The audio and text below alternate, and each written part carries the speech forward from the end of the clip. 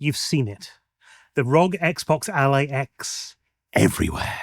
The marketing campaign has been so relentless that you would think Microsoft had discovered the cure for something particularly gruesome rather than just releasing another gaming device.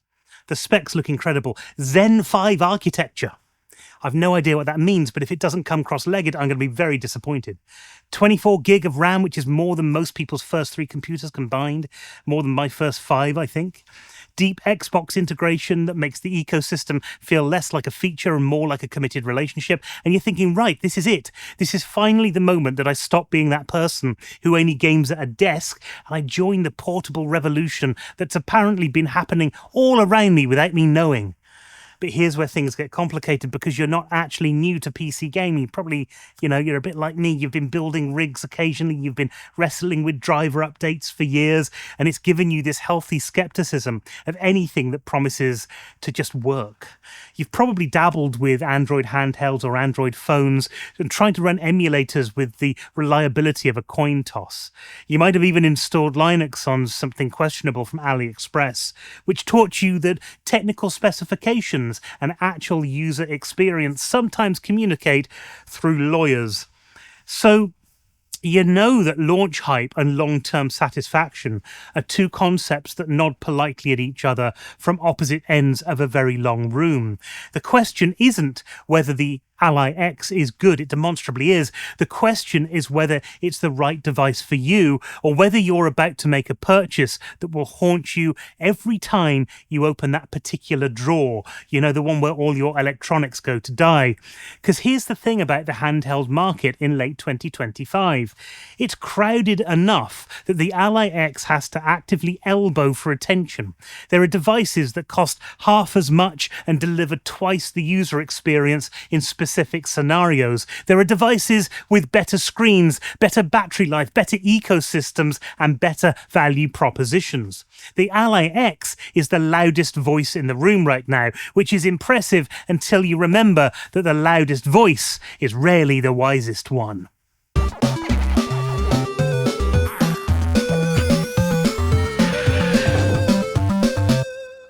Right, before we look at specific devices, let's understand what you're actually choosing between, because the market has organized itself into 3 tiers, really, which is convenient for videos like this and inconvenient for your wallet.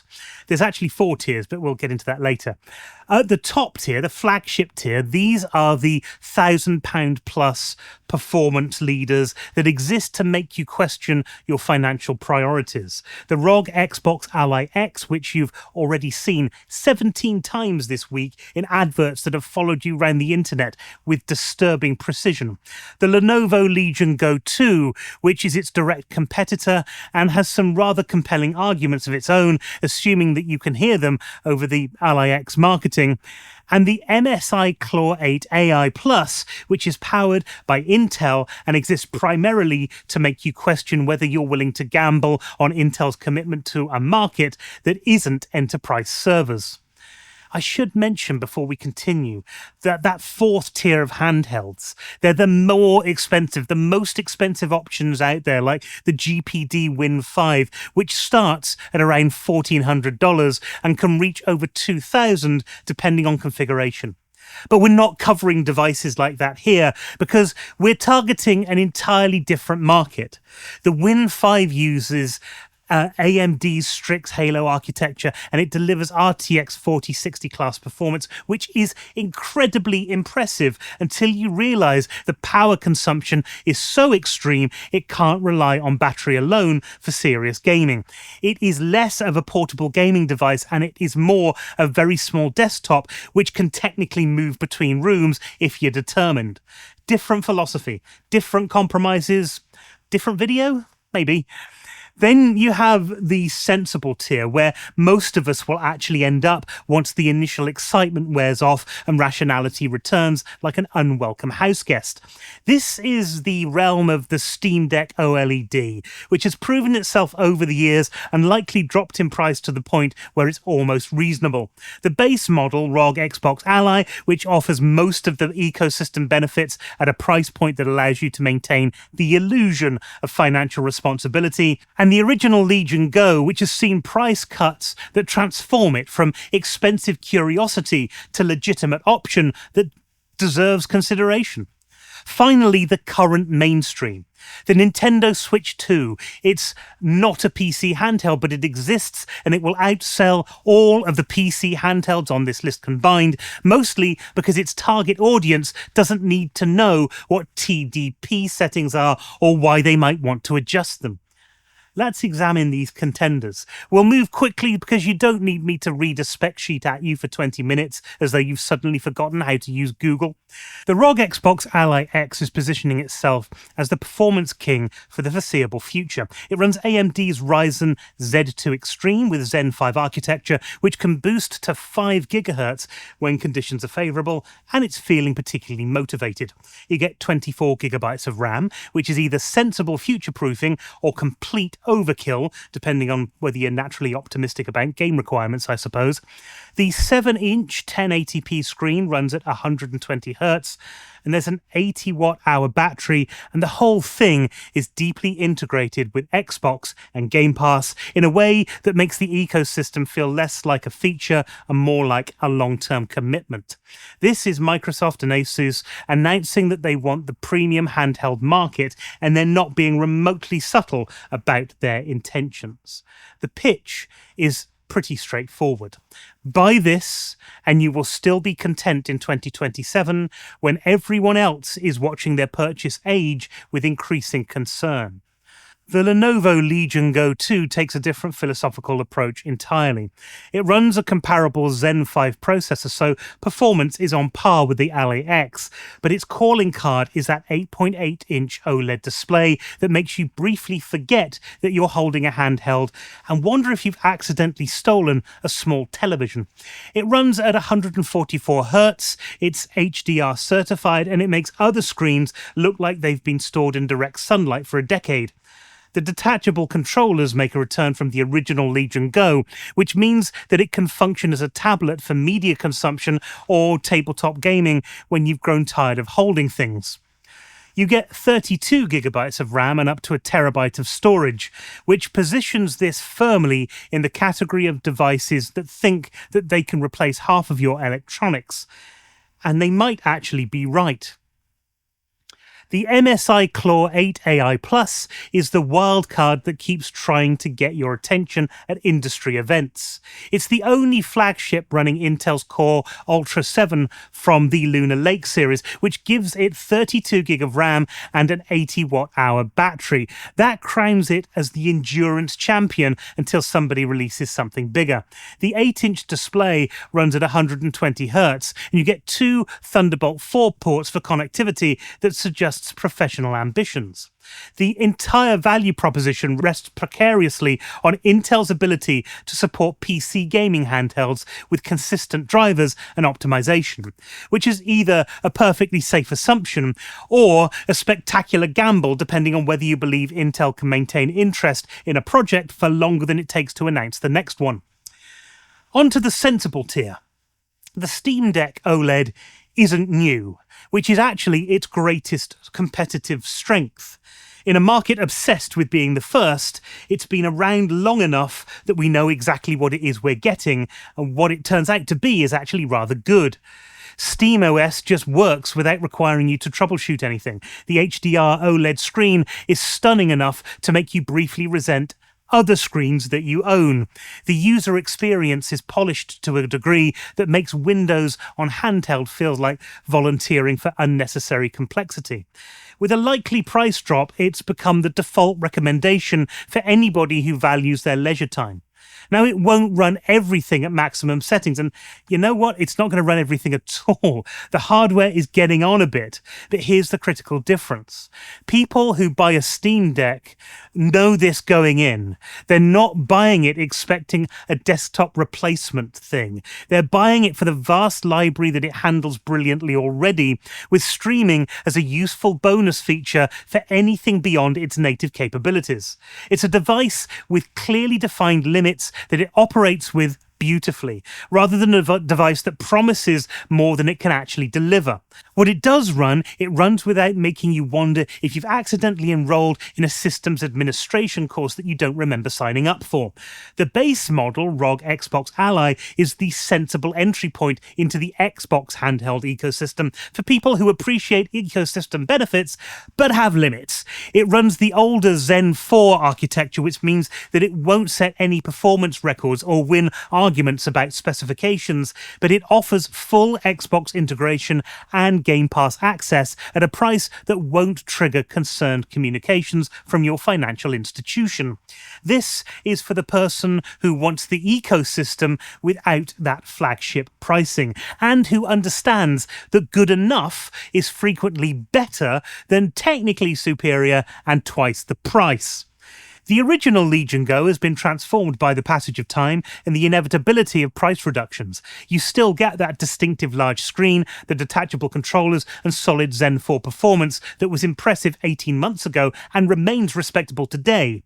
It won't match the new flagships in benchmarks or bragging rights, but for somebody who wants the unique form factor without paying Legion Go 2 prices, this has evolved from an expensive curiosity to a genuinely compelling option. It's been waiting patiently in the background for market economics to make it relevant again, and that patience has paid off.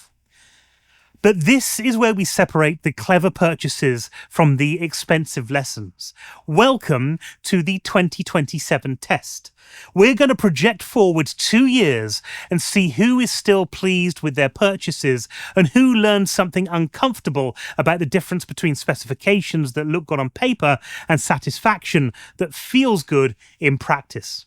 Obviously, this is for fun and frolics, but it's based on 15 years of watching hardware cycles repeat themselves with a predictable rhythm.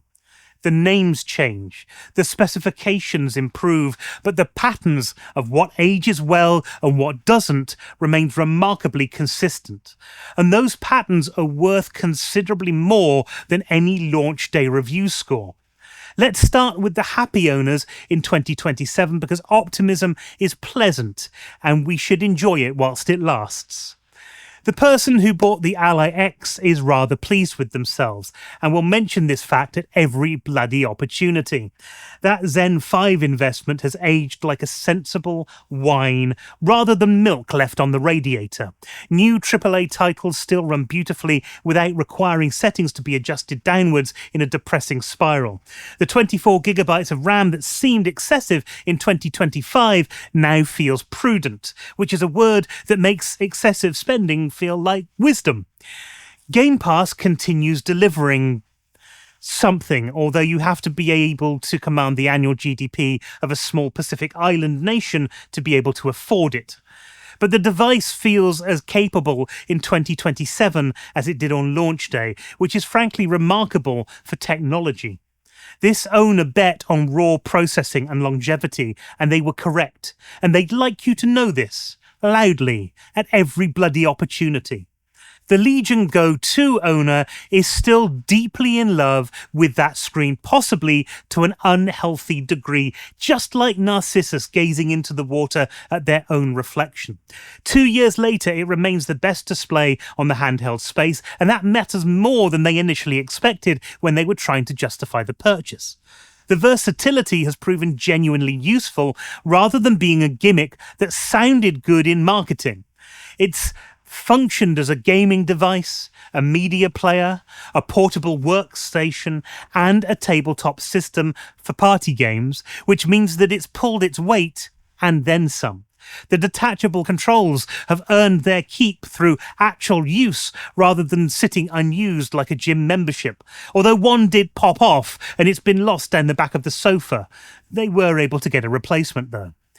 This owner paid for versatility and has methodically extracted every penny of value from 2 years of determined ownership. The Steam Deck OLED owner is living their absolute best life and probably hasn't thought about hardware specifications in months. They've cleared a backlog that would make any other gamers feel personally inadequate. Every game has just worked without complaint or negotiation, no troubleshooting sessions that extend past midnight, no compatibility metrics that require a degree to interpret, no evenings lost to the archaeology of driver updates. That glorious screen makes even older titles look fresh enough to feel new, and value proposition has only improved with time, like a good investment, rather than depreciating like most technology. This owner chose simplicity over specification, and he's been rewarded with thousands of hassle-free hours. They're not playing the latest games at the maximum settings natively, but that's fine, because that incompatibility was already priced in when they bought the device. When they want to, they can just stream them from a desktop or a cloud surface without a fuss, and that's what they've been doing for the past 2 years anyway, which rather neatly solves the problem. They're actually playing rather than tinkering, and that's the point of these gaming devices anyway. Now, the potential regrets, which are less pleasant, but possibly more educational. The base Ally owner is beginning to feel those Zen 4 limitations creeping in like unwelcome thoughts at 3 a.m. New games are pushing hardware harder and harder and harder, and settings are creeping downwards in a way that feels like a slow defeat. They bought this thinking that it would replace their Xbox, that they'd finally achieved true portable freedom, but the reality has been rather more complicated than the marketing suggested. It's still a very capable device, and it performs its function. But there's this persistent nagging sense that spending slightly more for the Ally X would have purchased several additional years of relevance and considerably more peace of mind. People keep suggesting that they stream demanding games from their desktop or the cloud, which is technically a solution, but it feels like admitting defeat and returning to the very setup that they paid $600 to escape from. It's not buyer's remorse exactly, because the device works. It does what was promised it would do. It's more like buyer's mild disappointment that arrives quietly and stays indefinitely, accompanied by the growing suspicion that they've purchased a very expensive compromise. The original Legion Go owner experiences a very specific kind of regret that's almost worse than straightforward disappointment. The device still works perfectly fine and performs its duty without complaint, but every single time they see a Legion Go 2 in the wild, they're forcibly reminded of what they're missing.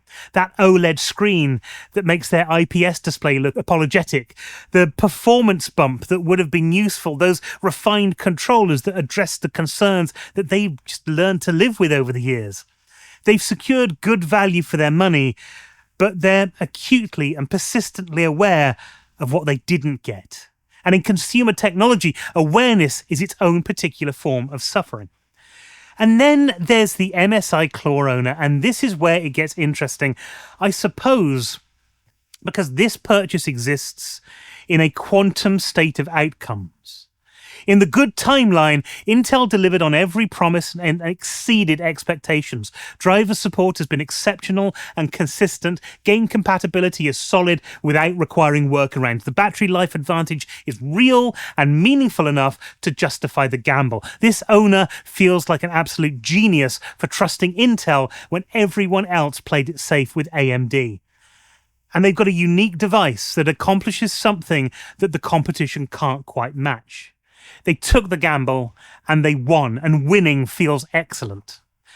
But in the bad timeline, Intel's support has been inconsistent at best and absent at worst. New games arrive with compatibility issues that take weeks to resolve, if they are ever resolved at all.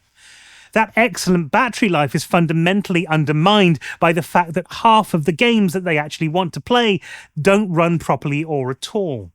The device has been sold at a loss, returned with apologies, or relegated to that special drawer where expensive mistakes go to quietly contemplate their existence and serve as expensive reminders about the dangers of being early adopters on unproven platforms.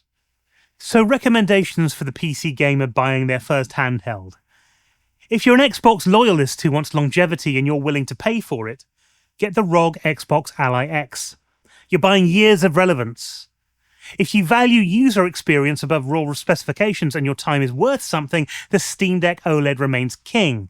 It's not the most powerful, but it's the most pleasant to actually use.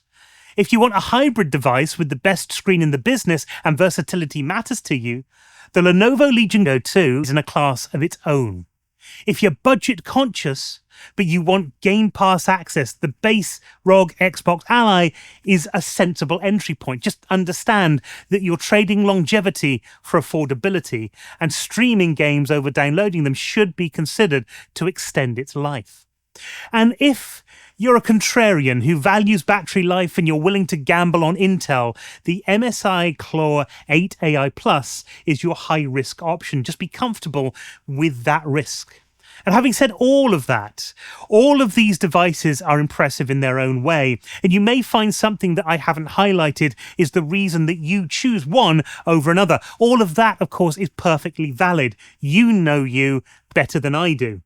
The ROG Xbox Ally X is impressive. The hype is real, but the best handheld for you isn't necessarily the one with the loudest marketing campaign. It's the one that matches your actual habits and priorities in 2027, not the excitement in October 2025.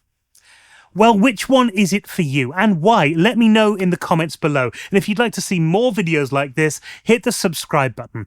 But that's it for this video. I hope you've enjoyed it. Until next time, thanks ever so much for waiting, for watching, anticipating things that we'll never forget. Happy gaming.